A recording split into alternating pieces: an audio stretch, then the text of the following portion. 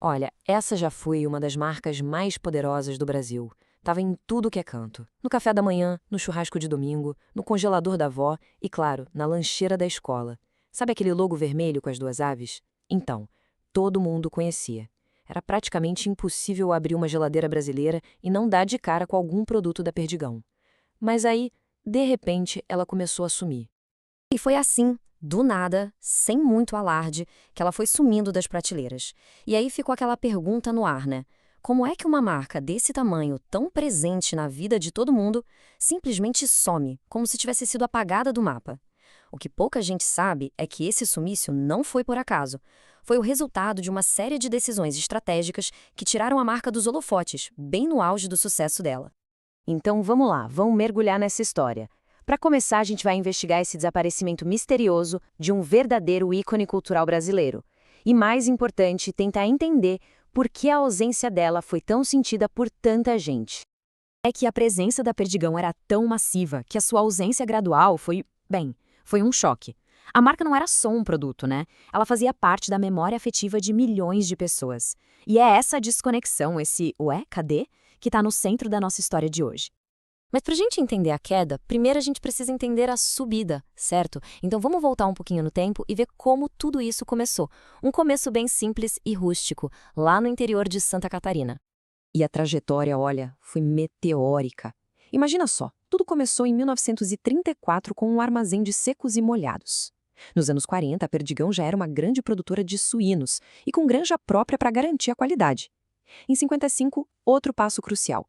Entraram no mercado de frangos, que era o que o pessoal estava começando a consumir mais. E o grande salto mesmo veio em 75, quando a marca começou a exportar lá para o Oriente Médio, mostrando que tinha qualidade para competir no mundo todo. Agora, essa parte aqui é fundamental para entender o segredo do sucesso deles, a tal da integração vertical. O que isso significa na prática? Bom, basicamente, que eles controlavam tudo, desde a ração do bicho, passando pelo abate, pela produção, até a entrega no supermercado. Não tinha intermediário. Isso garante um padrão de qualidade que os concorrentes simplesmente não conseguiam bater. E, claro, construir uma confiança gigantesca com o consumidor. E aí a gente chega na Era de Ouro, a época daquela rivalidade que, nossa, era épica com a Sadia. Essa parte da história é sobre uma batalha de marketing que foi, sem exagero, genial e mudou as regras do jogo para sempre. O campo de batalha principal era a ceia de Natal. A Sadia era a rainha absoluta com seu peru. A resposta da Perdigão, o Chester, uma ave que eles desenvolveram depois de anos de pesquisa com 70% da carne concentrada nas partes nobres, peito e coxa. Resultado, era mais suculento, mais barato e rendia bem mais. Foi uma verdadeira jogada de mestre para tirar o trono da Sadia na data mais importante do ano.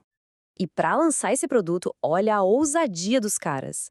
A campanha de lançamento usou a famosa frase em latim, habemus papam, para anunciar a chegada do Chester. Era um marketing super inteligente, bem-humorado e que ficou gravado na memória de uma geração inteira. Quem é da época com certeza se lembra disso. Mas não era só o Chester, não. Nos anos 80 e 90, a Perdigão estava em todos os lugares. Lançou a linha da Turma da Mônica para a criançada, botou o Popeye para vender espinafre e teve ninguém menos que os Trapalhões, em pleno horário nobre, fazendo propaganda da marca. A Perdigão virou parte da cultura pop brasileira. E agora, a história dá uma virada de roteiro daquelas de novela mesmo. A gente chega nas manobras corporativas que levaram a algo que parecia impossível, a união das duas maiores rivais do mercado. Tudo começou em 2006 com uma cartada super agressiva da Sadia. Eles tentaram comprar a Perdigão na marra, o que o mercado chama de aquisição hostil. A Perdigão recusou, o que fez ela parecer a empresa mais forte e estável da história. Pouco tempo depois, o jogo virou completamente. A Sadia perdeu bilhões de reais em apostas arriscadas no mercado financeiro e ficou numa posição super vulnerável. A Perdigão soube esperar o momento certo e, em 2009, as duas, que antes viviam em guerra, se uniram para criar um monstro, a BRF, a Brasil Foods. E é exatamente aqui, nessa fusão, que a gente começa a desvendar o mistério do apagamento da marca Perdigão. Porque o que ninguém esperava era que o resultado dessa união seria justamente o começo do fim da sua onipresença.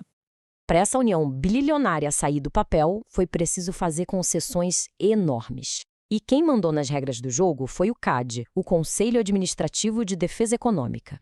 Pensa no CAD como se fosse o grande juiz do mercado, sabe? É ele que garante que uma empresa gigante não vire um monopólio e acabe prejudicando a concorrência e, claro, o consumidor. E olha, as condições não foram brincadeira, não.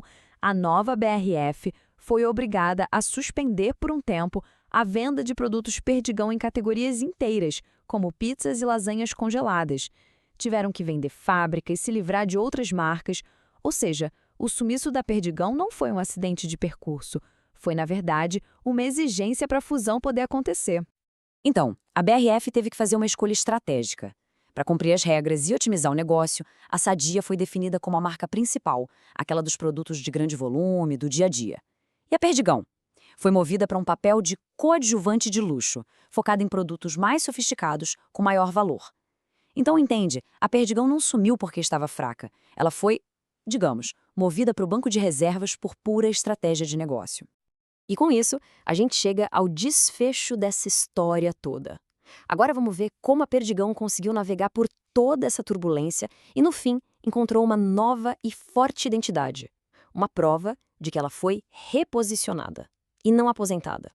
Mas olha, os primeiros anos da BRF foram bem turbulentos. Teve muito choque de cultura entre as equipes que vieram da Sadia e da Perdigão, mudanças de liderança bem conturbadas, e a empresa ainda foi pega no meio da Operação Carne Fraca, que investigou fraudes no setor. Foi, sem dúvida, um período de muita instabilidade. Mas mesmo no meio desse caos, a Perdigão se reinventou. Hoje, a marca joga em nichos bem específicos. Tem a linha Ouro, com os produtos mais sofisticados. Tem a linha Na Brasa, que é totalmente focada em churrasco. Tem a Asa Fácil, pensando na praticidade. E claro, né, o Chester, que continua sendo o rei absoluto do Natal. Ponto final. A marca encontrou seu novo lugar ao sol. E a comunicação, que sempre foi um ponto forte, voltou com tudo. O novo slogan, Em Família Tem Mais Sabor, reconecta a marca diretamente com as suas raízes, com aquela memória afetiva. É uma forma de dizer, olha, a gente mudou, mas a nossa essência, aquela de estar com a família, continua a mesma. No fim das contas, a jornada da Perdigão deixa a gente com uma pergunta bem forte, né? A história dela mostra que, às vezes, recuar não é um sinal de derrota, mas sim uma manobra muito bem calculada. A marca saiu de cena, não porque faliu, mas como parte de uma estratégia para construir algo ainda maior. Isso faz a gente pensar, será que no xadrez dos grandes negócios, às vezes dar um passo para trás é a jogada mais inteligente para garantir a sobrevivência?